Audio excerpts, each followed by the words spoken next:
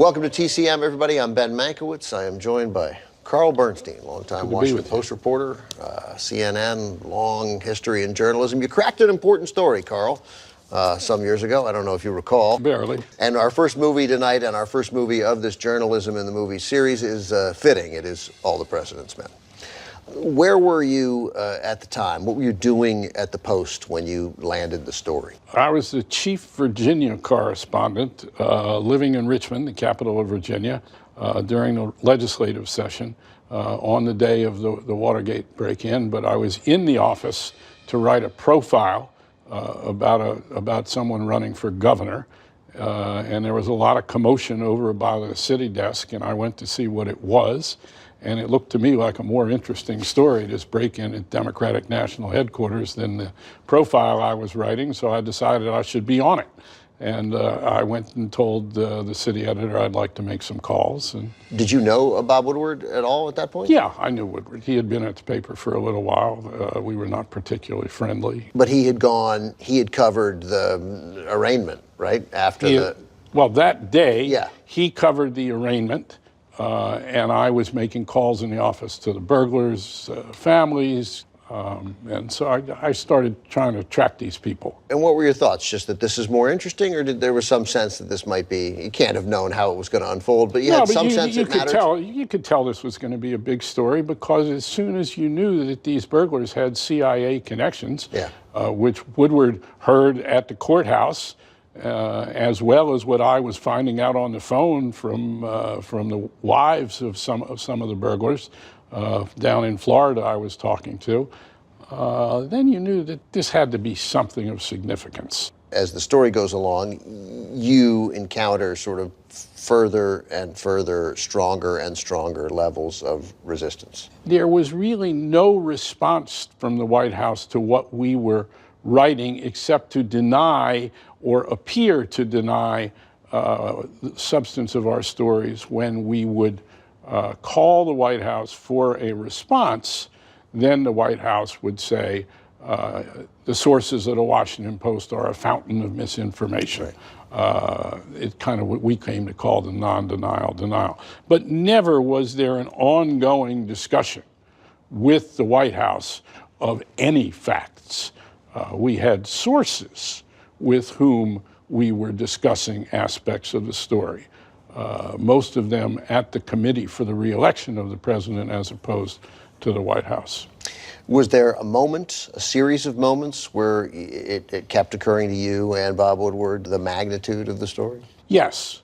Early on, I think that it was apparent that this was a story of great significance, and we first discovered the existence of a secret fund that was maintained to pay for espionage against the Democrats, and that came fairly early, probably about 8 weeks after the burglary. Before that, you'll see in the movie where I found a check in Florida made out to that ended up in the account of one of the burglars, and went through the treasurer of the campaign and Maurice Stans, who was very close to the President of the United States. But there's a moment that's not shown in the movie. Yeah. That was really the great aha moment. Oh, tell me. And you'll see in the movie where John Mitchell, the former Attorney General of the United States, we have learned, controlled that secret fund. He was one of 5 people who controlled it. We were about to write that story. And every morning, Woodward and I would have coffee together in a little vending machine room off the newsroom floor. And as we were getting ready to write that story that day, I put a dime in the vending machine, which is how much a cup of coffee cost in those days. And I felt literally a chill go down my back. And I turned to Woodward and I said, "Oh my God, this president is going to be impeached." Really? And Woodward looked at me and he said, "Oh my God, you're right. And we can never use that word impeachment around the Washington Post or the newsroom, because somebody might have the idea that we have an agenda." And we never did use that word. And And we did not put that in All the President's Men in the book, and it's not in the movie, because All the President's Men came out while Nixon was still president. And for that same reason, we did not want to give any impression that we had a particular objective, when we did not, except to report the truth. Yeah, it was just a realization that you sensed. But it was extraordinary because it was so early. Before we talk about the movie, and because you brought up that secret fund, it seems relevant to ask you then about one of the few mistakes that you guys made. So you guys ran a story that said that Hugh Sloan had testified to the grand jury that Bob Haldeman was one of the people who had the authority to access money from that fund for dirty tricks. He did, that part true, and the most important part, but he had not testified to the grand jury. Exactly, because the prosecutors were being leaned on by a deputy attorney general of the United States who was kind of in cahoots with Richard Nixon through this process. And unbelievably, the prosecutors never asked the question before the grand jury. And we had seen, as you'll see in the movie, we had gone to see Hugh Sloan, and he told us, indeed, that Haldeman had controlled the fund. And we asked him, did you tell it?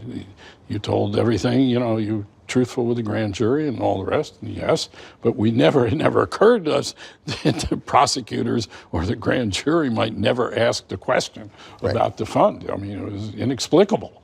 So given that, and it gave the White House something which they could sink their teeth into to say, oh, that part's not true, right? That part is really not true, and hope that in the process they would undermine all of your efforts. All of our reporting. One of the things you see in All the President's Men, the movie, is that it's also in the book, that Richard Nixon and the White House tried to make the conduct of the press the issue in Watergate rather than the conduct of the president and his men. Let me say one thing about the movie of All the President's Men and why Alan Pakula's movie, and this movie is a tribute to the great direction of Alan Pakula to a large extent.